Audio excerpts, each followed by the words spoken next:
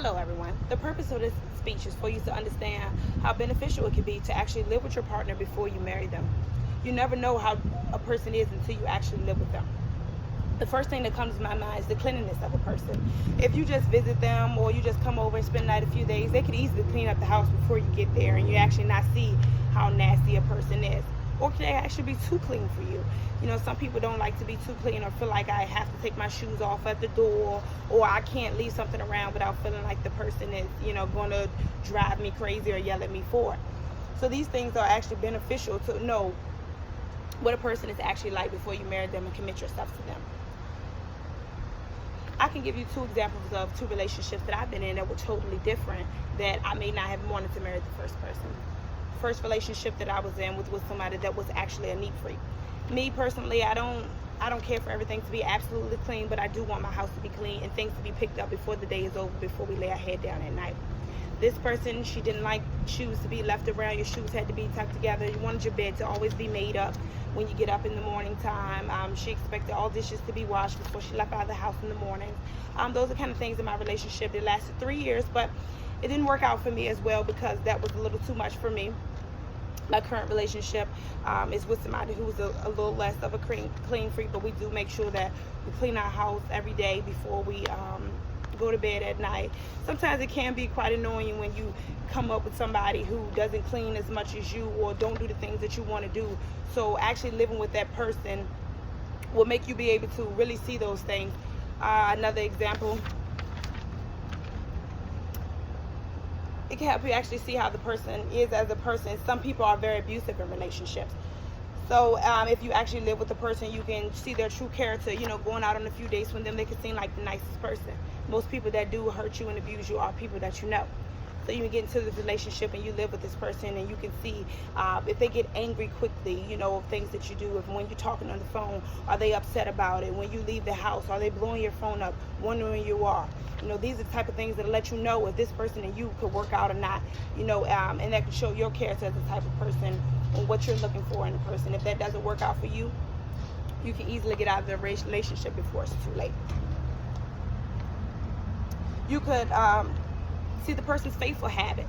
This is important to me in a relationship when marrying somebody, on how faithful a person is, because this person could leave out the house quite often. Most people are in dating relationships. You know how they tell you they're waiting for their boyfriend or their girlfriend to text them back, with you not knowing what they are. But if you're in a committed relationship and this person is coming home to you, you do expect to know what they are when they're coming back home. It sets some type of ground rules and expectations. And if you know that this person is not able to give you these expectations that you wanted, this may be a person that you may not want to continue your life with because you see that they're not on the same page as you. It's also important to live with somebody and see how they are, how they take care of their family. How do they talk to their mother? How do they talk to their sisters and brothers? And that way you'll be able to see if you like that, how you take care of your family. Me and my family, we're close. We like to go on trips and gatherings. We always have something every holiday season. But yet every family isn't like that. You can have somebody that their family never gets together. They're very distant. They don't talk to each other. The children don't get along in the household. If you're somebody who wants children with your partner, it's most definitely important to see how they are all around children, what they like. You don't want to be with somebody that you feel like your children wouldn't be safe with, or you wouldn't be safe with to raise your children in that household. Are they a hard-working person? Are they willing to put their foot down and do the things that they need to do for you and your family? These are all key characteristics of being with somebody and living with somebody that eventually become into a relationship where you are marrying this person.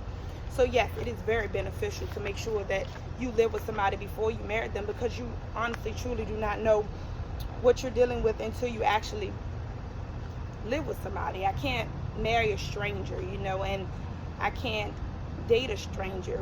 When you say that you don't want to have sex until you're married, or you don't want to live with somebody until you're married, but you honestly don't know that person. And by doing those things, it can get you stuck. It can get you stuck where you feel like you have nowhere else to go in a relationship, because now everybody teaches you that marriage is about long commitment, and relationships through thick and thin are better or worse, through richer or poor. So once some people get into relationships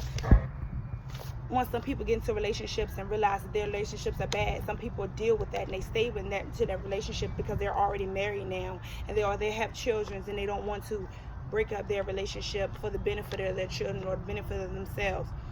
So the moral of my story is lastly, you don't want to commit to something that for the rest of your life will take total control of your life if you don't do something about it. So why not live with a person for a year? Test them out, see how they are. These are all things that can help you in the long run. If we don't want relationships and marriages to end soon, we need to step up and actually cohabit and live with the other partner so that you can be able to see, is this person worth me growing with? Is this person worth the sacrifice to put up with? Because if not, then you need to just end the relationship now, because this has taught you that being in a relationship with somebody was not always what it was cracked out to be. And marrying that person is not what's going to be beneficial for you and your household and for you and your life. And there could be someone out there that's better than the person that you thought you could spend the rest of your life with, but you didn't really know them. So know your partner. Actually know your partner. Instead of just going on a date, invite them over your home. Live with them in a home. Actually really get to know someone before you marry them, because this is important. This is very important in life.